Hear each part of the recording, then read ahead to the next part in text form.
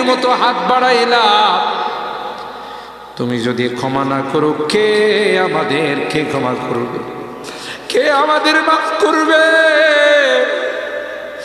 ভিক্ষুকে একজনের কাছে ভিক্ষা না পেলে আরেকজনের কাছে পায়, এক দুয়ার থেকে বিতাড়িত হলে আরেক দুয়ারে যায়। তোমার দরবার থেকে যদি মাহরুম হয়ে যায়, বিতাড়িত হয়ে যায়,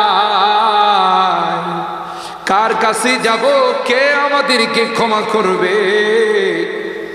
মালিক রে, কাঙ্গালের মতো হাত বাড়াইলাম, তওবা করতেছি, আর জীবনে কোনোদিন নামাজ ছাড়ব না, আর জীবনে কোনো গুনাহ করব না, আর জীবনে কোনোদিন বেপরদায় চলব না, আর কোনোদিন সুদী লেনদেন করব না। কিয়ামতের কঠিন ময়দানে